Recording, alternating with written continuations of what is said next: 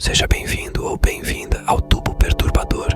Prepare-se para viajar comigo em uma história em que o sobrenatural desafia o natural. Na serenidade de uma cidade interiorana do Rio Grande do Sul, nos anos 50, os Franco, uma tradicional família daquela comunidade, desfrutavam da vida com sua filha única, Isabela. A pacata rotina da família foi abruptamente interrompida em uma noite sombria. Eduardo, chegando em casa embriagado, mergulhou a residência na escuridão. No auge da embriaguez, uma fúria incontrolável se apoderou de Eduardo, levando-o a espancar Ana, sua esposa. Em meio a esse caos, do quarto de Isabela ecoaram súplicas desesperadas para que o pai cessasse a violência. Tomado pela ira e ainda embriagado, Eduardo dirigiu-se ao quarto da filha, onde um ato brutal a enforcou em sua cama. Aos poucos, a vida da pequena Isabela, de 8 anos, foi esvaindo-se enquanto violentamente seu pai apertava seu frágil pescoço, e ao mesmo tempo, era possível ver nos olhos inocente menina o brilho da vida, deixando-a em um semblante frio e pálido. A tragédia transformou a casa em um cenário de pesadelo. Foi nesse instante que Eduardo caiu em si. Sacudiu a criança tentando reanimá-la, porém a tragédia já estava consumada. Ele desesperadamente fugiu da casa, mas as autoridades em poucos dias o acharam. Eduardo foi condenado e depois de pouco mais de 10 anos preso, faleceu na cadeia.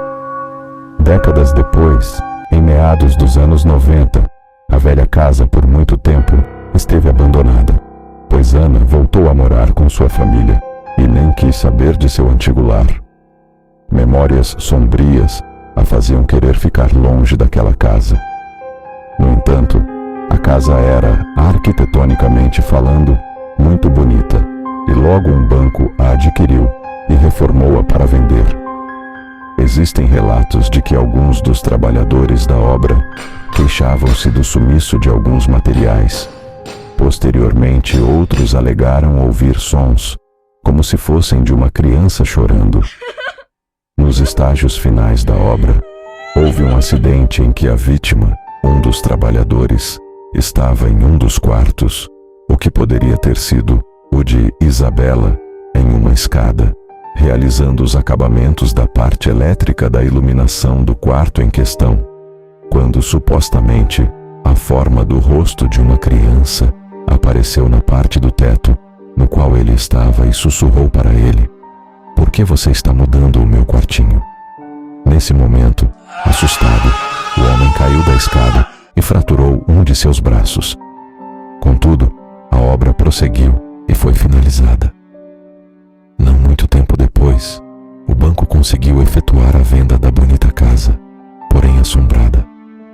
Os compradores foram os Alves, uma família composta por Roberto, um engenheiro civil fascinado por arquitetura antiga, e Luísa, uma artista plástica, chegaram à residência, alheios ao passado sinistro, com suas filhas Maria, de 6 anos de idade, e Clara, de 10. As primeiras semanas foram tranquilas e pacatas.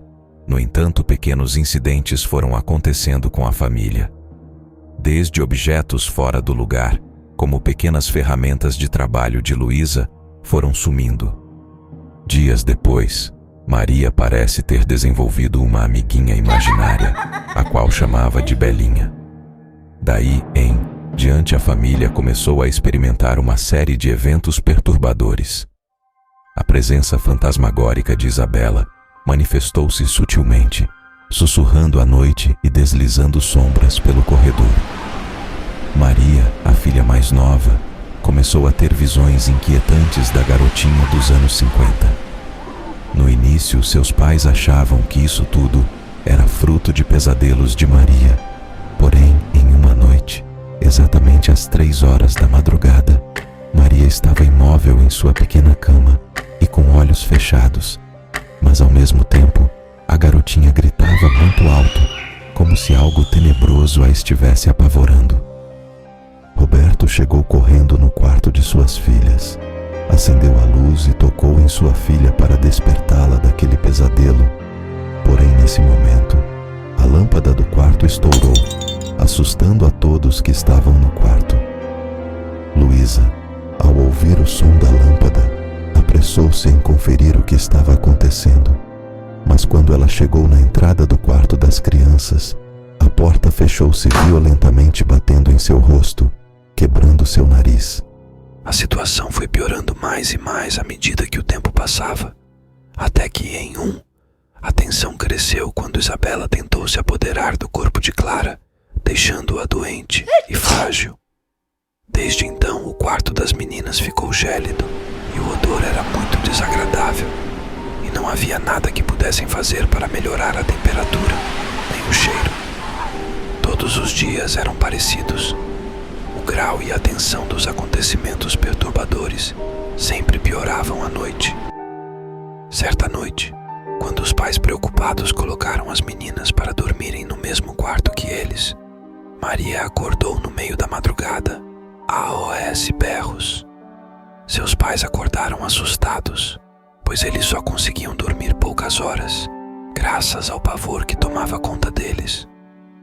Quando Roberto intenta questionar a Maria o que estava acontecendo, ele logo vê Maria apontando para sua irmã, Clara, que estava levitando.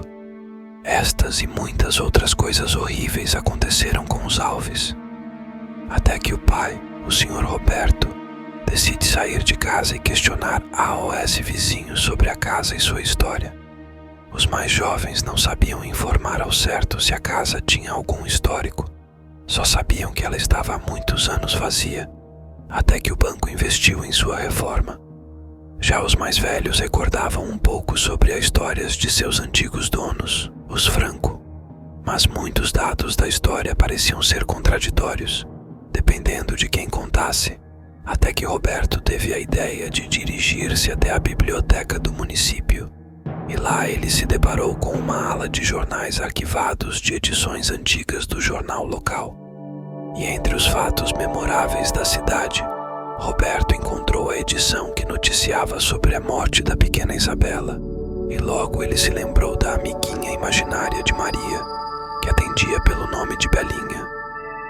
Ao conectar todos os fatos, Roberto apressadamente deixou a biblioteca, não se importando com a reação dos demais presentes no local. Chegando em casa, ele foi logo relatando tudo o que descobrira a Luísa, e logo chegaram à conclusão de que realmente não havia nenhuma outra explicação racional, a não ser a de que eles estavam enfrentando o sobrenatural. Desesperados, os Alves buscaram a orientação do padre da cidade.